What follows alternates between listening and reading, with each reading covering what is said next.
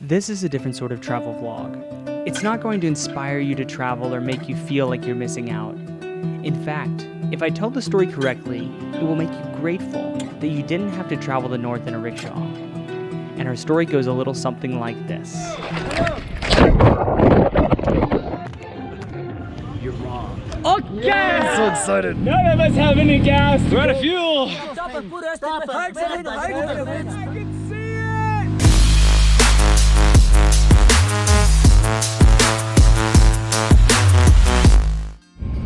Alright, so ladies and gentlemen, today... At this point, I'm still thinking that I'm going to be driving alone from Gilgit 200 kilometers to a town called Sost, located 30 kilometers from the China border.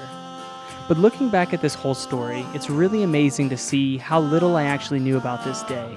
Because never in a million years could I guess what was actually about to happen.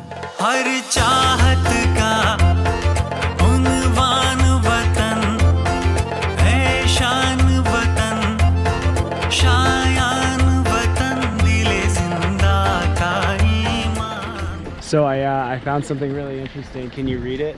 But it says down with USA, and then it says down with Israel.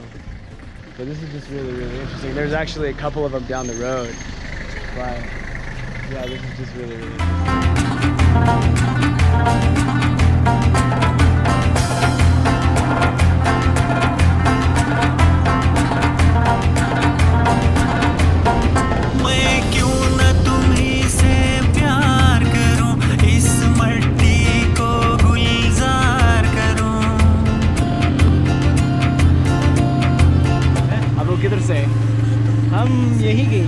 About 30 kilometers outside of Gilgit, I stopped to talk to some locals and take selfies. And then I heard this whoosh. It was the rickshaw boys from Gilgit.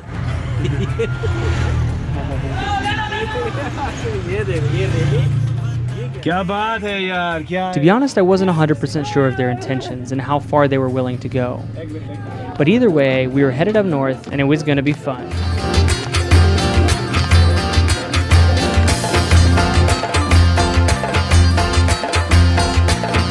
The 1,300-kilometer Karakoram Highway has proved a huge importance for Pakistan, particularly because it's the main artery for overland trade between China and Pakistan.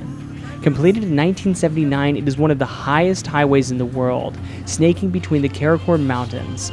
And this project wasn't easy. In addition to the technical aspects of building at extreme elevations, more than 800 Pakistanis and 200 Chinese workers died during construction, mostly from landslides and falls. And it was because of their sacrifices and many more that created access to some of the most beautiful places in the world.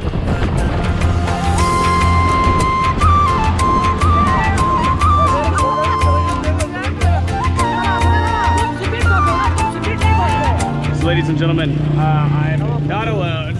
I'm here with 7 other rickshaws. So when you say that there's no rickshaws in the north, you're wrong. Okay! As I'm sure many of you already know, the road to Hunza wasn't always this perfect. In 2010, a massive landslide devastated the area, destroying a portion of the original highway. It disrupted trade, and worse, it killed 20 people and affected the lives of 25,000 others. It wasn't until 2015 that these tunnels, 5 years later, were finished. It was due to the landslide debris that the Hunza River was blocked for up to 5 months, which created the Atabad Lake.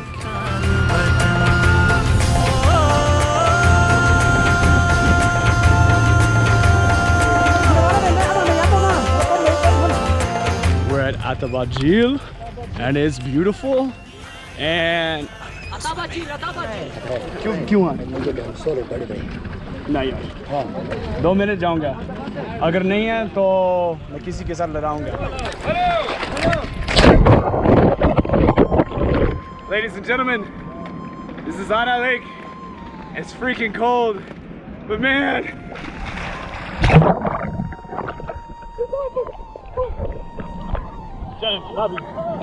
not gonna lie, this is one of the prettiest lakes I've ever been to. Really. So Malangi is gonna go. He's gonna go. For me, it's like, whatever, but I want to fly the drone over him, so we'll do that.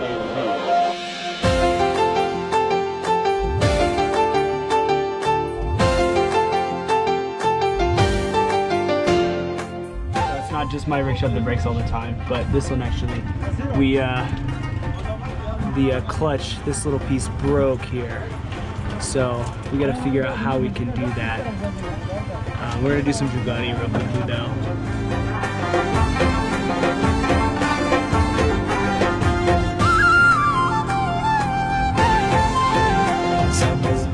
In my opinion, most Pakistanis would agree that the north is the most beautiful area in Pakistan, arguably in the world. As for me personally, I've been traveling in different ways for over 10 years, and while I always love beautiful areas, I'm rarely totally shocked by scenery. But I say this in complete honesty that my jaw hit the floor as Alu turned the corner into a tiny town called Pasu. And if I had any regrets, it's that no video I could ever take would do the Pasu cones justice. This is still to date my favorite part of all of Pakistan.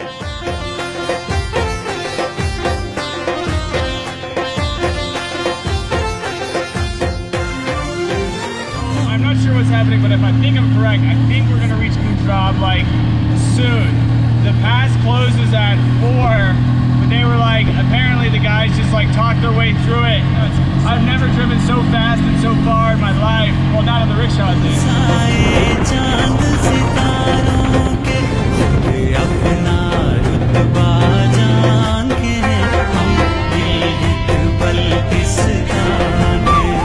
We're about to go into Punjab Park. So excited. So excited. But it wasn't the end. We still had 30 kilometers to go, the highest climb still remained, and we didn't have a whole lot of time before the pass closed. But things became even more complicated. The gang didn't have extra fuel like I normally carry because it's not common for rickshaws to travel such long distances. Basically speaking, if we all continued, we'd run out of gas. We had no time, no gas, no warm clothes, and still some hard driving remaining. Border जाएंगे या नहीं है? Border जाएंगे। अच्छा अभी जाएंगे? ठंड बहुत है, कुछ पहनने के लिए दे दो, जाएंगे। आपके पास कुछ भी नहीं है। थप बेलना दोनों पहाड़ है जो वो हिंदे होना को तो इसके ऊपर जाना है यार, पीछे जाना है, इसके पीछे नहीं, इसके ऊपर आना है, इस तरफ जाके इसके ऊपर आना है। ये कुंजराब टॉप चाइना बॉर्डर है, इसके ऊपर।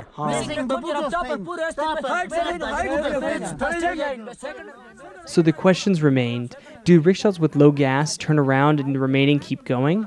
Or do we try again tomorrow? And due to my excitement and against my better judgment, I decided to attempt with the remaining rickshaws anyway.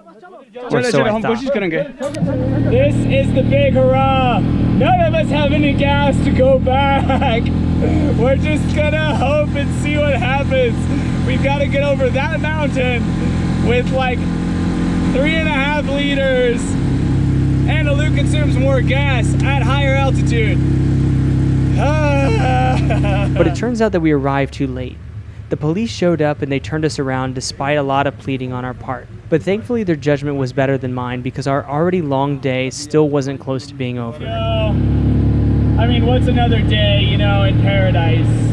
And then also, the sun is setting, so if we do it early, we'll have some really good pictures tomorrow. So we'll try. We're gonna try again! La, la, la, la, la. We would try again. But not before everyone ran out of gas 15 kilometers from Sost, the nearest gas station.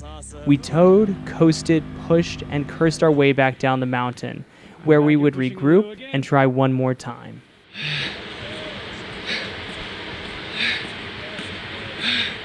Why? Well, actually, I know why.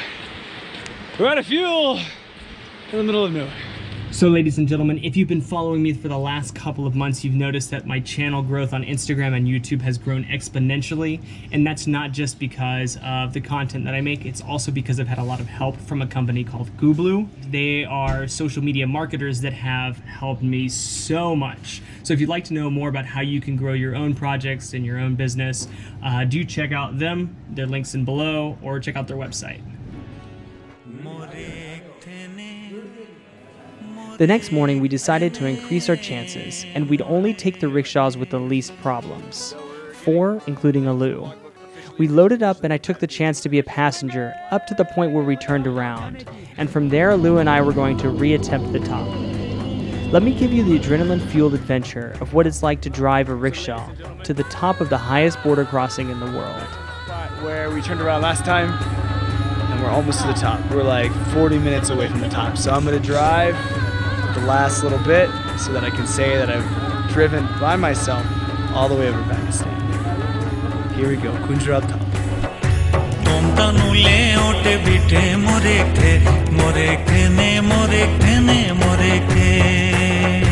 There isn't a way to describe how I felt climbing these mountains backed by a crew of 3 rickshaws and a posse of rickshaw drivers.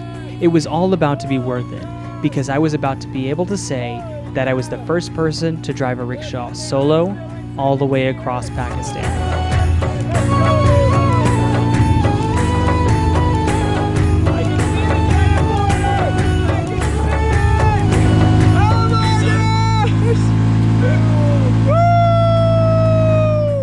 It was a euphoric experience to be able to share such a crazy adventure with all of you.